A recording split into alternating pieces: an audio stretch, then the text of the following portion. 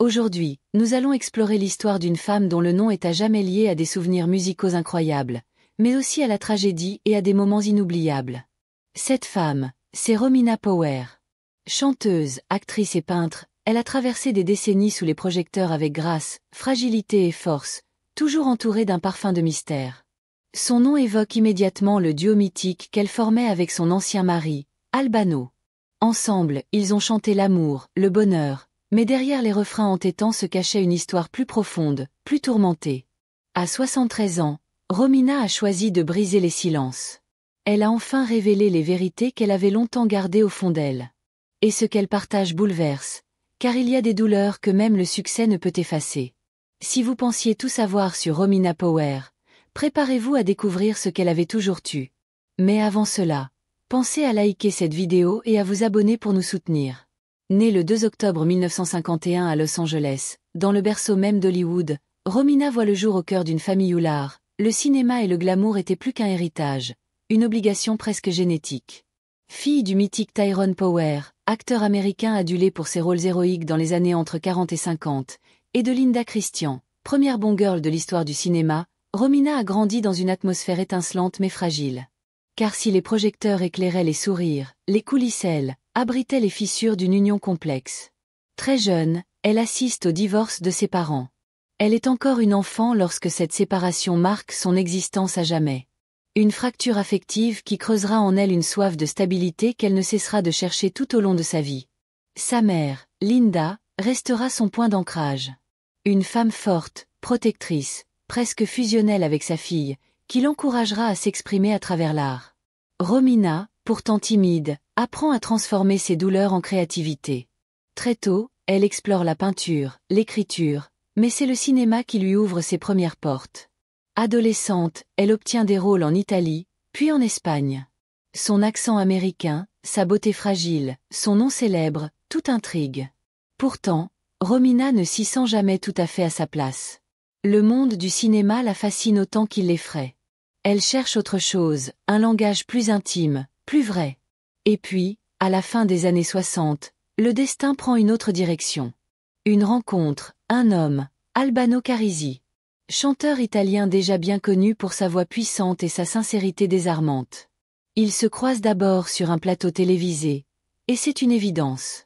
Musicalement, humainement, quelque chose de fort naît. Ils chantent ensemble, ils rient, ils s'aiment.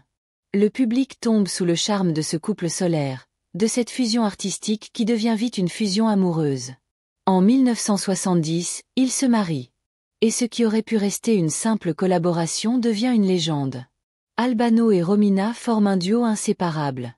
Leurs voix s'entrelacent, leurs regards se cherchent sur scène, et leurs chansons deviennent des hymnes à la joie, à l'amour, à la simplicité du bonheur. Felicita, Si Sara, Charazan, Liberta. Des titres qui traversent les frontières et les générations. Ils chantent en italien, en espagnol, en français, parfois même en anglais. Les années 80 sont leur apogée. Dans toute l'Europe, en Russie, en Amérique latine, leur nom est synonyme d'un romantisme tendre, d'une époque douce. Ils sont beaux, jeunes, talentueux, et surtout, ils semblent heureux. Derrière les caméras pourtant, le quotidien est plus nuancé. La célébrité est pesante. Les tournées, les studios, les obligations médiatiques laissent peu de place à l'intimité. Romina devient mère à plusieurs reprises, mais son rôle de maman se heurte à celui de star. Avec Albano, elle a 4 enfants, Yari, Christelle, Romina Junior et leur aînée, Ilenia. Cette dernière, née en 1970, est le miroir de sa mère.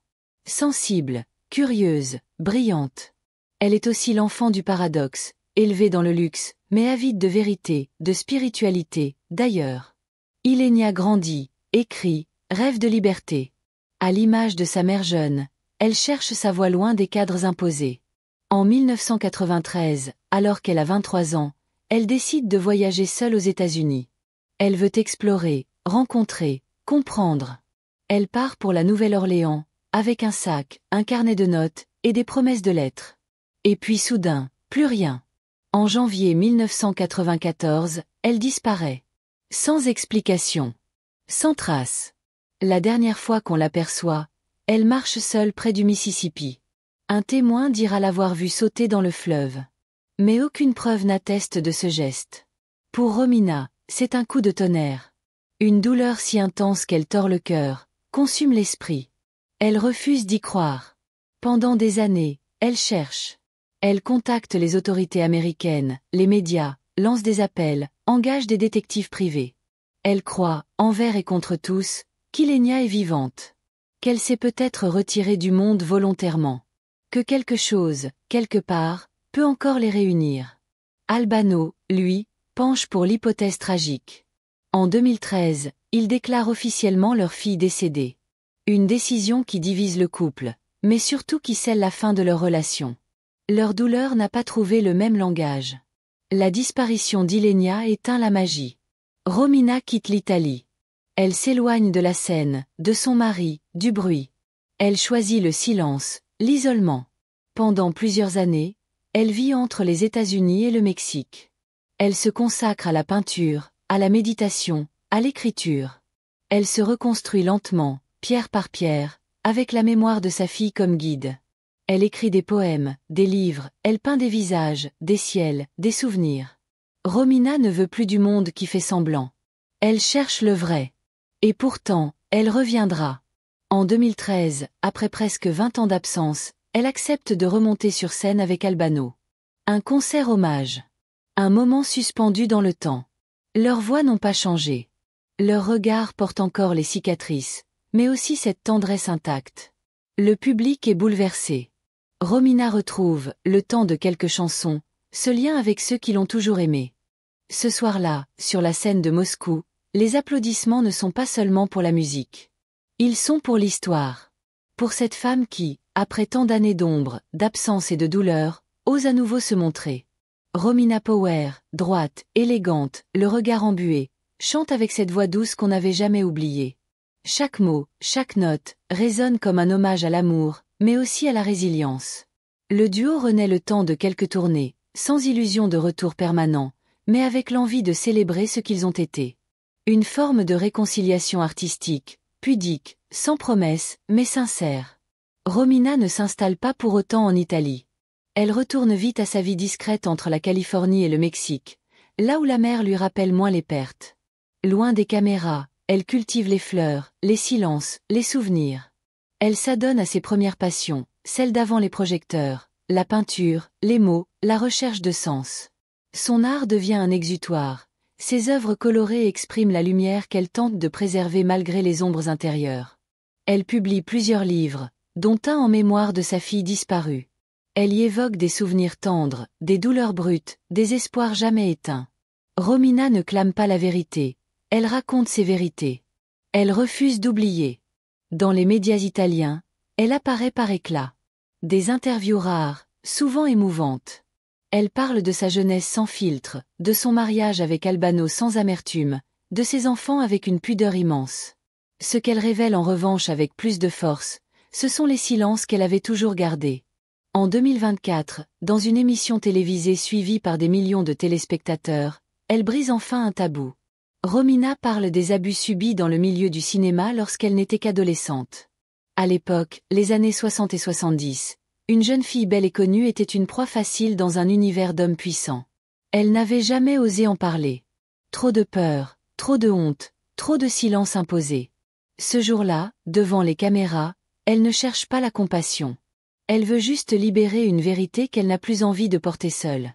Elle explique comment ses blessures ont influencé son rapport aux autres, à son corps, à l'amour.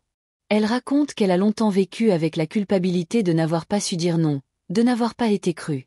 Sa voix tremble, mais son regard est ferme. Elle ne nomme personne. Ce n'est pas une dénonciation publique, c'est une délivrance intime. Un geste pour elle, pour d'autres. Un geste pour sa fille aussi, qui écrivait souvent sur la vulnérabilité des femmes et la nécessité de s'exprimer sans crainte. Après cette confession, Romina reçoit des milliers de messages. Des femmes, des hommes, des anonymes. Des gens qui disent merci. Car parfois, il faut juste qu'une personne brise la glace pour que d'autres osent respirer. Romina n'a jamais revendiqué un combat féministe structuré, mais son parcours, ses silences et ses paroles d'aujourd'hui en font une voix importante. Une voix douce, mais ferme. Une voix qui ne cherche pas à convaincre, mais à exister pleinement. Avec ses enfants, le lien est resté fort. Christelle, l'une de ses filles, est devenue chanteuse et présentatrice. Elle incarne une génération plus sereine, mais qui reste marquée par le drame familial. Yari, son fils, est lui aussi musicien et engagé dans des projets artistiques spirituels. Romina a transmis quelque chose de profond à ses enfants, cette idée que la vie n'a pas besoin d'être spectaculaire pour être vraie. Qu'on peut survivre aux pertes sans renier ce qu'on a aimé. Qu'il y a une forme de paix dans l'acceptation. Aujourd'hui, Romina Power vit entre la Méditerranée et l'océan Pacifique. Parfois à Rome, parfois à Malibu, souvent ailleurs, là où l'âme se sent plus légère. Elle ne cherche plus les feux de la rampe. Elle accepte les invitations quand elle en a envie. Elle peint, elle lit, elle médite. Parfois elle chante encore, seule ou avec Albano, pour raviver un souvenir commun, pour faire plaisir aux fans, ou simplement parce qu'elle en a envie. Mais elle ne court plus après rien. Elle est cette femme qui a vu le sommet, connu le vide, et qui avance désormais en équilibre. Sa beauté est restée intacte, différente, marquée, mais lumineuse. À plus de 70 ans, elle incarne une forme rare de grâce. Pas celle qui ne vieillit pas, mais celle qui assume. Elle a dit un jour dans une interview, « Je ne regrette rien, mais j'aurais aimé savoir ce que je sais aujourd'hui quand j'avais 20 ans. » Cette phrase, à elle seule, résume une vie. Romina Power n'est pas seulement l'ex-femme d'Albano. Elle n'est pas seulement la mère d'Ilenia. Elle est une artiste, une survivante, une femme qui n'a jamais cessé de chercher un sens au-delà des apparences. Elle a connu l'amour fusionnel, la maternité, la gloire, la perte, l'exil, le silence et le pardon. Elle est tout cela à la fois. Et c'est peut-être pour ça que son histoire nous touche autant. Car au fond, elle est comme beaucoup de femmes, fragile et forte, blessée et debout, silencieuse et lumineuse. Et si ces chansons ont marqué des générations, c'est peut-être parce qu'elles contenaient, en filigrane, la vérité d'une vie qui ne fut jamais facile, mais toujours sincère. Merci d'avoir suivi ce récit jusqu'au bout. Si cette histoire vous a ému, si vous avez redécouvert Romina Power sous un autre jour, n'oubliez pas de liker la vidéo et de nous dire en commentaire ce que vous retenez de cette incroyable trajectoire. À très bientôt.